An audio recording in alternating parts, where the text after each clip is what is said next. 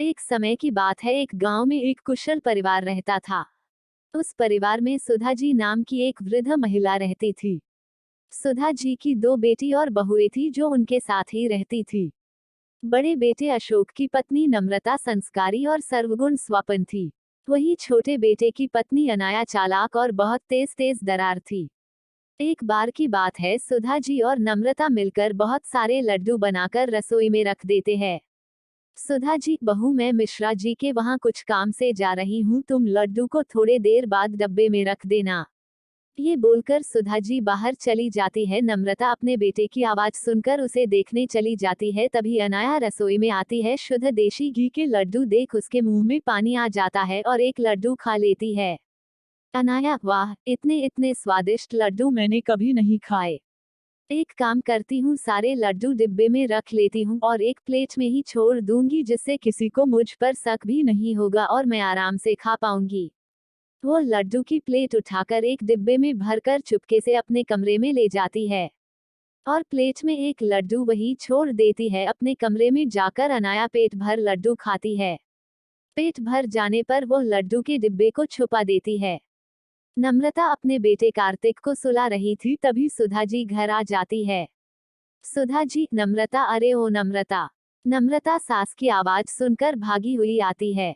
नम्रता जी, माँ जी बुलाया आपने? सुधा जी, बेटा जरा चाय बना देना और हाँ, लड्डू भी ले आना, एक दो खा लूंगी।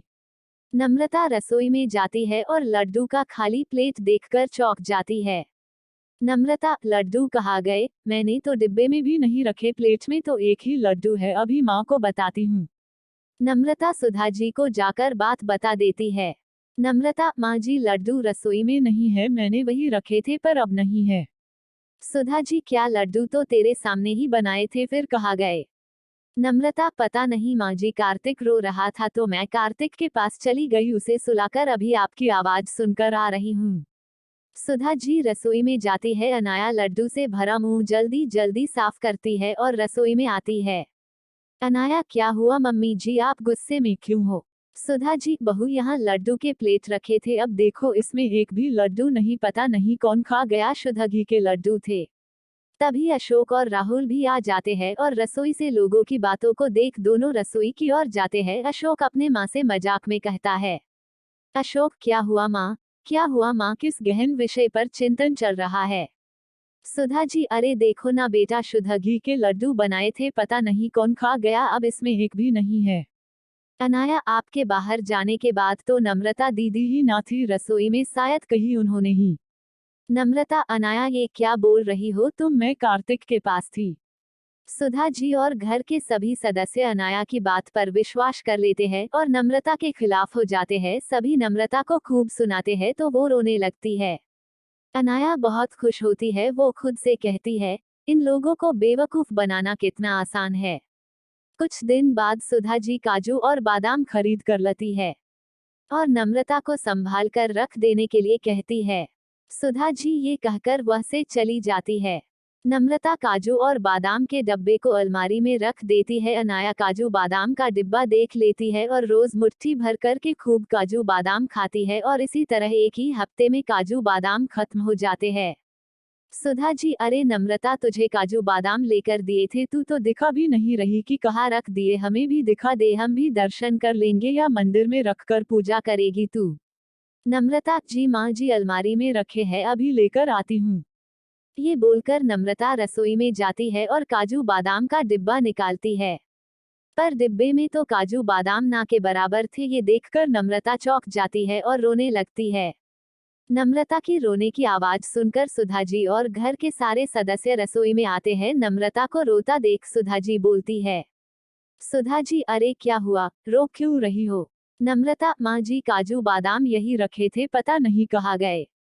सुधा जी, क्या 4 दिन पहले ही तो लाई थी काजू बादाम का डिब्बा और खत्म भी हो गया। अनाया अपनी चोरी छुपाने के लिए फिर नम्रता पर इल्जाम लगा देती है और कहती है। अनाया, नम्रता जी, खाने का मन था तो खाइए, लेकिन ऐसे चोरी करना ठीक नहीं है। दीदी। सुधा जी, पता नहीं इस घर में क्या हो रहा है, खाने की भी चोरी। अरे बहू, थोड़ा बहुत दूसरों को भी चखा दिया करो, इस घर में और भी लोग रहते हैं। यह बोलकर सभी चले जाते हैं और नम्रता रोने लगती है। कुछ दिन बाद अनाया की दोस्त रिया का फोन आता है। रिया, हेलो अनाया, कैसी हो? अनाया, मैं ठीक हूँ और तुम बताओ, इतने दिनों बाद कॉल किया।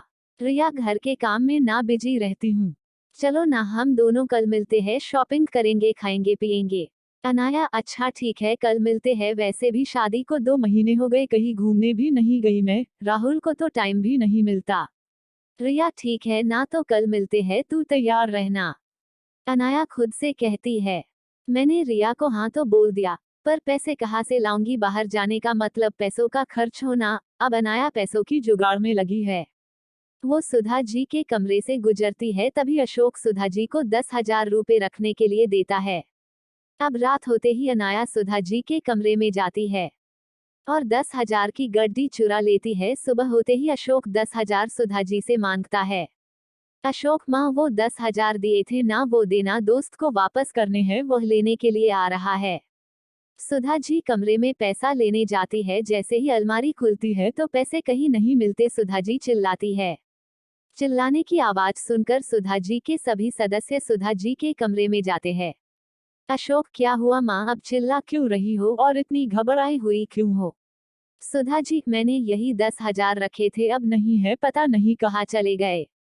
अशोक, नहीं है मतलब? माँ, वो पैसे मेरे दोस्त के थे, वो आने वाला है, मैं कहाँ से लाकर दूंगा उसे? सुधा जी, कहीं ये काम बाहर के किसी आदमी का तो नहीं? लेकिन हमारे घर में कोई आता भी तो नहीं। अशोक, हाँ माँ, आप सही कह रही है, अब मैं पुलिस को ही बुलाता हूँ। सुधा जी, हाँ यही ठीक रहेगा, हमारे घर में कुछ ना कुछ चोरी हो रहा है, अब ये पैसे भी चले गए। तू बुला ले बेटा पुलिस को। पुलिस का नाम सुनते ही अनाया घबरा जाती है। अशोक का दोस्त पैसे लेने आता है, ये देखकर नम्रता जल्दी से अपने कमरे में जाती है और अपने बचाए हुए पैसे लाकर अशोक को दे देती है।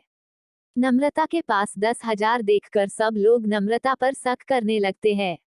सुधा जी, ये पैसे कहाँ से आए तुम्हारे पास बहू? नम्रता, माँ जी, ये हमारे बचत किए हुए पैसे हैं। सुधा जी, बचत किए हुए या फिर चुराए हुए? देख बहू, सच बता दे। अनाया की जान में जान आती है, वो भी नम्रता को कहने लगती है। अनाया, नम्रता दी, अब इसकी भी चोरी की हद हो गई, अपने ही घर में चोरी। दीदी, आपको ये बातें शोभा नहीं देती। तभी पुलिस आ जाती है। पुलिस को देख अनाया घबरा जाती है। पुलिस नम्रता से पूछताछ करती है और नम्रता बेगुनाह साबित होती है। फिर पुलिस जब घर में एक एक कमरे की तलाशी लेती है। अनाया पूरी तरह से घबरा जाती है, क्योंकि अब पुलिस अनाया की कमरे की तलाशी ले रही है। पुलिस को नोट की गड्डी अलमारी में कपड़े के नीचे रखे मिल जाती है, साथ में काजू बादाम का डिब्बा और 1-2 लड्डू भी। सब चौंक जाते हैं। अनाया फुट फुट कर रोने लगती है। अनाया, माफ कर दीजिए मुझे, मुझसे गलती हो गई, माफ कर दीजिए। सुधा जी, सब कुछ तुमने चुराया और मेरी बहू नम्रता को दोषी बनाया। अनाया रोने लगती है और नम्रता से भी माफी मांगती है। नम्रता, कोई बात नहीं अनाया, तुम्हें इस घर में चोरी करने की कोई जरूरत नहीं है, तुम्हें कुछ भी चाहिए तो तुम हम सबसे कह सकती हो, तुम्हारी एक गलती ने तुम्हें कितनी बड़ी मुसीबत में डाल दिया था। अनाया, मैं आप सब से माफी मांगती हूँ, आगे से ऐसा कभी नहीं करूंगी। नम्रता अनाया को गले लगा लेती है और सुधा जी नम्रता से माफी मांगती है और नम्रता सबको माफ कर देती है और अब से सब खुशी खुशी जिंदगी जीते हैं। प्लीज लाइक करिएगा, सब्सक्राइब करिएगा और मुझे सपोर्ट करिएगा।